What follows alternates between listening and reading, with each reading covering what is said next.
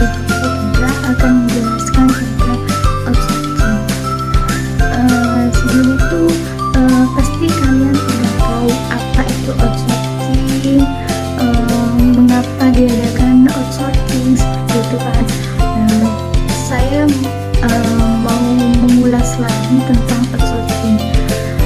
Dimana outsourcing itu adalah serangkaian bentuk keputusan strategis yang dilakukan oleh perusahaan untuk mengurangi biaya perusahaan, dimana dengan cara memperkerjakan outsourcing individu atau kelompok dengan memberikan layanan atau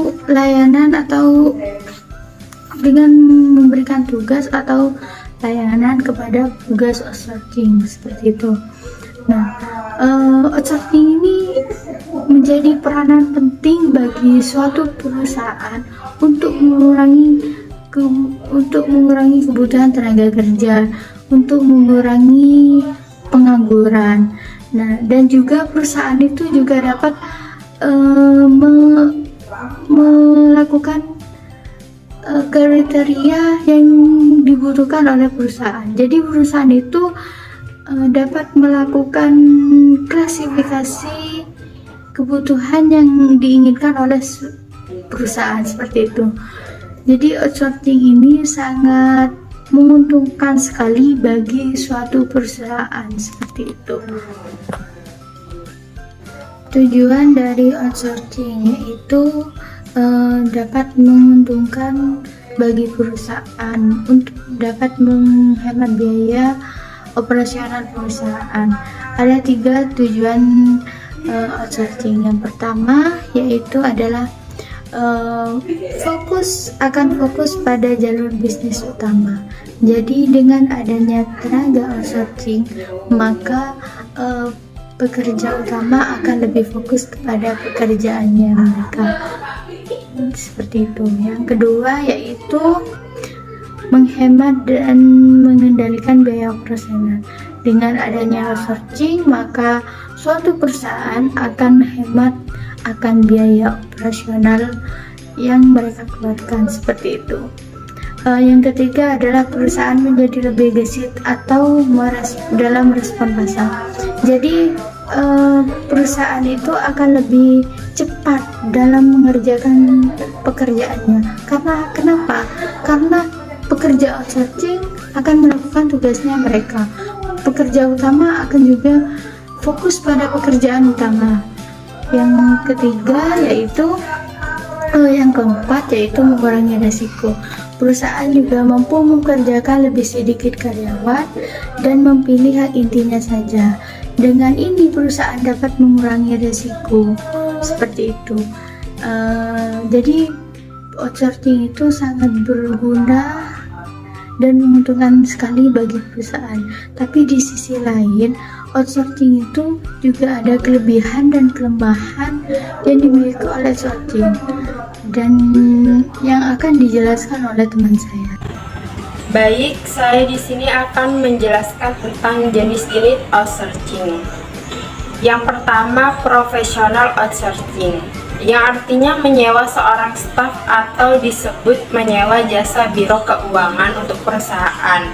Yang kedua, outsourcing bidang IT, yang artinya sangat penting karena dapat memenuhi kebutuhan perusahaan. Yang ketiga, manufaktur outsourcing, menyewa jasa perusahaan yang dapat memproduksi produk dan menawarkan harga atau biaya yang sangat ekonomis. Yang keempat, project outsourcing, jadi perusahaan menyewa jasa pihak lain.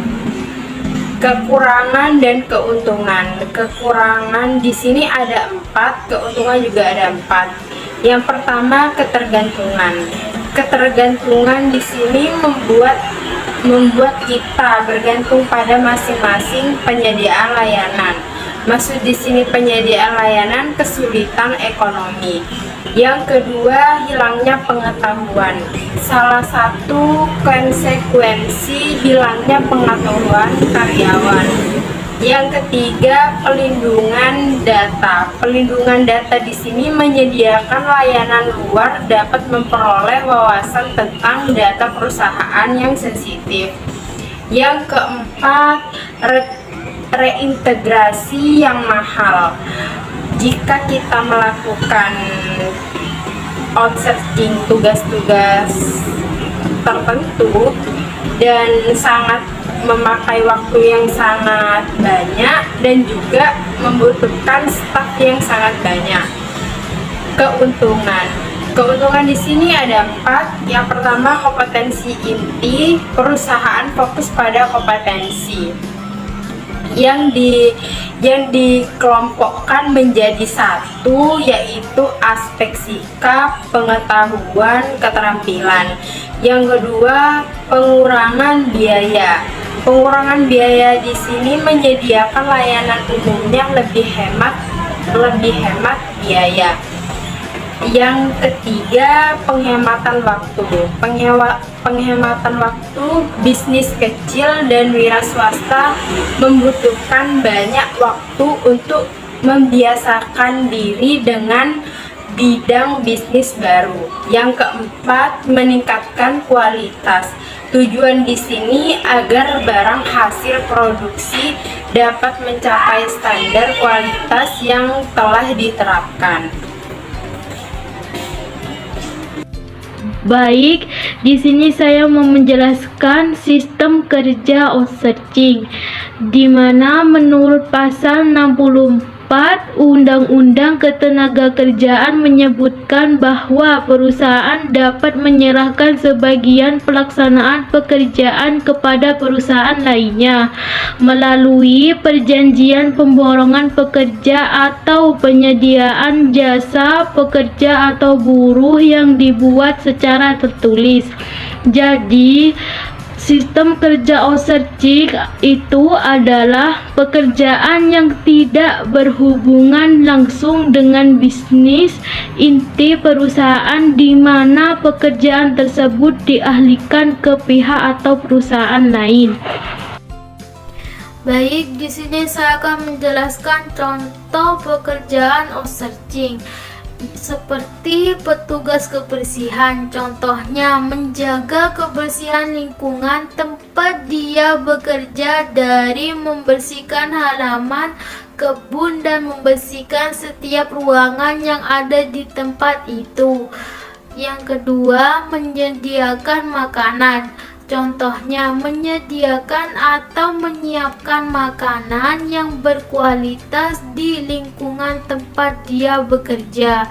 Yang ketiga, layanan keamanan. Contohnya memberi pelayanan dengan rasa aman dan nyaman bagi pekerja di lingkungan tempat dia bekerja. Yang keempat, resepsionis atau office boy. Contohnya menerima dan meneliti informasi tamu yang datang berkunjung. Yang kelima, jasa konstruksi. Contohnya mengembangkan serta meningkatkan kompetisi para pekerja. Yang keenam, layanan audit keuangan. Contohnya memberikan kredibilitas pada laporan keuangan yang ada di tempat dia bekerja. Yang ketujuh, pengemudi. Contohnya mengendari kendaraan dengan baik dan mengikuti rambu-rambu lalu lintas. Yang kedelapan, kurir. Contohnya mengirim barang dengan kondisi paket aman ke tempat yang dituju. Baik, sekian presentasi kelompok kami tentang outsourcing. Kesimpulan dari outsourcing adalah bahwa karyawan outsourcing sangat dibutuhkan sekali bagi suatu perusahaan karena dapat mengurangi biaya operasional yang mereka keluarkan. Seperti itu. Baik, sekian presentasi dari kelompok kami. Kurang lebihnya mohon maaf. Wassalamualaikum warahmatullahi wabarakatuh.